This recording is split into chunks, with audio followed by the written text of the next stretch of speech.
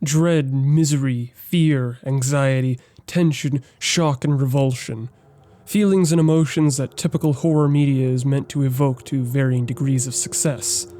Shock is a main focus amongst developers, directors, and artists, which leads to a steep descent into mediocrity and reliance of titular shock value.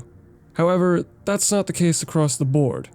As opposed to having scares thrown at you repeatedly until it's agonizingly predictable, there's a genre that extends beyond that which is perceived as basic. Cosmic horror, a genre used interchangeably with Lovecraftian horror. In its simplest form, cosmic horror derives its effectiveness from the primordial fear of the unknown, a fear ingrained in all of us to some degree. A drive to discover the unknown, although exciting, may lead one beyond the 1% of knowledge they know, the 1% they don't know, and the 98% that they hadn't known to fathom.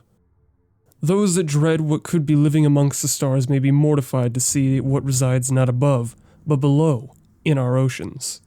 Creatures birthed in our local, unexplored depths that have endured intense conditions, an environment as black as space, pressure 1,000 times our own, below freezing temperatures, and the rarity of prey.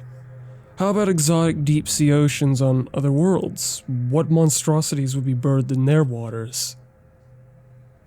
In a dying universe where the habitable worlds have vanished and the galactic spotlights have dimmed, there is a moon in the furthest reaches of deep space that explorers of this decaying reality have stumbled upon.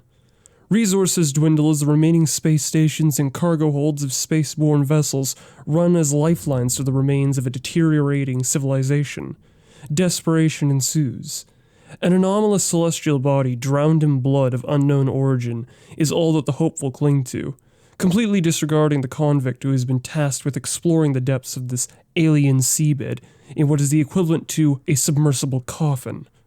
A craft that was never designed for the depths required. To compensate, the untrained pilot must be welded inside, without even a porthole to indulge in the maddening environment.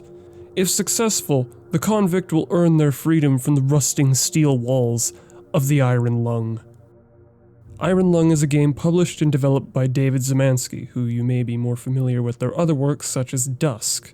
It is described as an experimental, minimalist, dread-driven submarine horror game, where you take the helm of a rickety submarine made of rusted scrap from decrepit space stations in search of something. Our exact purpose is unclear beyond searching for resources and documenting certain points of interest in the Crimson Ocean floor. We're given a debriefing and our mission begins. Beginning at descent. Cruising depth in roughly 40 seconds. Stand by.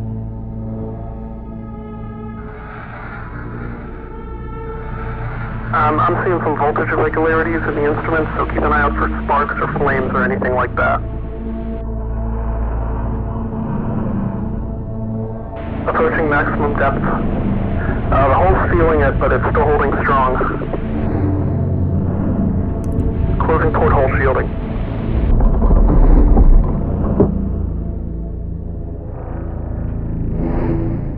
We're starting to lose radio signal.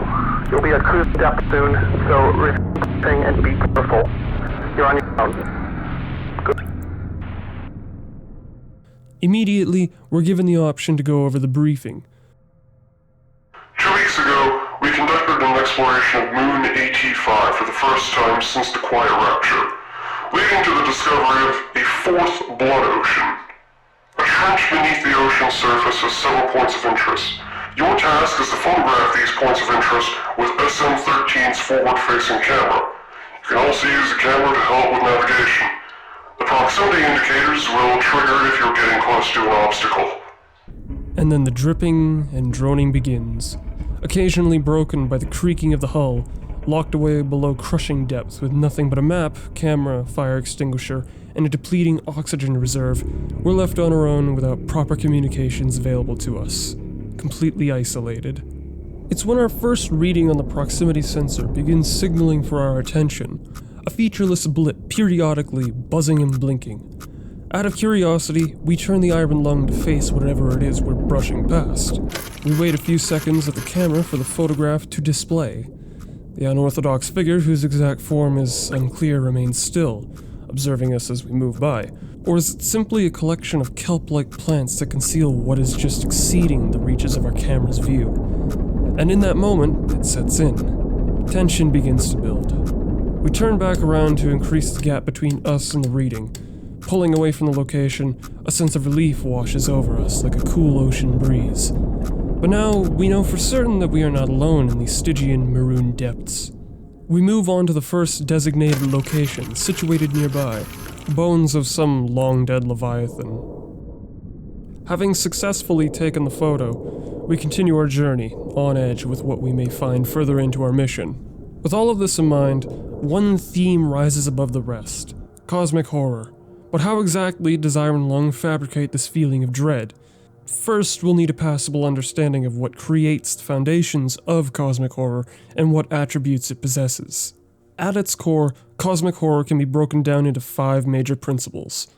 Starting with the crown jewel of the genre, the fear of the unknown and unknowable. No matter our attempts, the true answers are always outside of our grasp, lest we face the consequences of madness. Morality is absent of human meaning.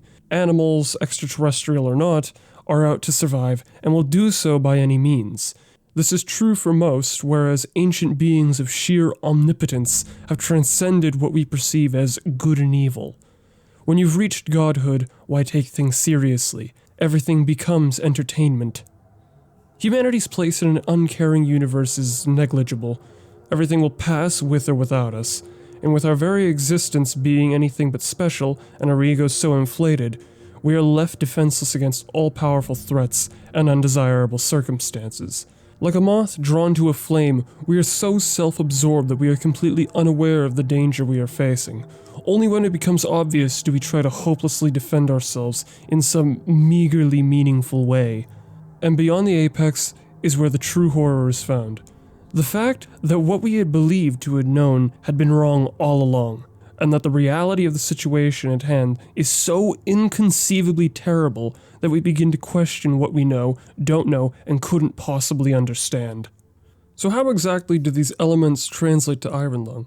Before the game even starts, we're given an overview of what has happened to this universe. More specifically, what we know at face value. Decades ago, every known star and habitable planet vanished, leaving only those who were on space stations or starships. This event became known as the Quiet Rapture. We're never given a reason for what catalyzed this event, nor what exactly has become of the rest of civilization. The last human will die long before they come anywhere near a hypothesis, let alone a conclusion. Instead, the remains of our species intend to die slowly by desperately sending off whoever they can, in hopes of locating resources to smear mud over the bleeding wound. And in our search, we disrupt life that is not ignorant to our struggles, but uncaring and indifferent of our conditions. As far as they're concerned, we are a visitor to some and prey to others. In our vessel, the only thing we are armed with is a fire extinguisher to combat one of the few things left in this reality that we have control over.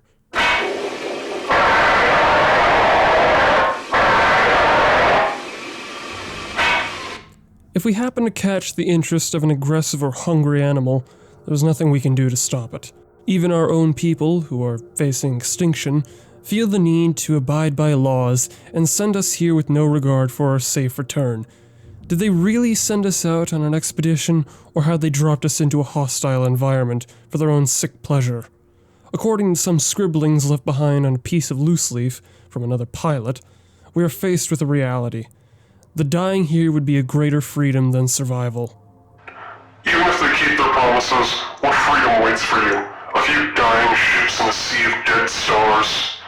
Iron Lung covers every basis that makes cosmic horror what it is. However, these themes are only amplified by an entity of colossal proportions that exists in this reality. AT-5, the moon with an ocean of blood, the one we have been sent to investigate. What produces blood? Bone marrow, more specifically, living bone marrow. We are not only a visitor to an extraterrestrial environment, but an intruder in the body of a creature so complex and so massive that it has its own macro environment. And like any foreign cell entering a body, the immune system attempts to eradicate it.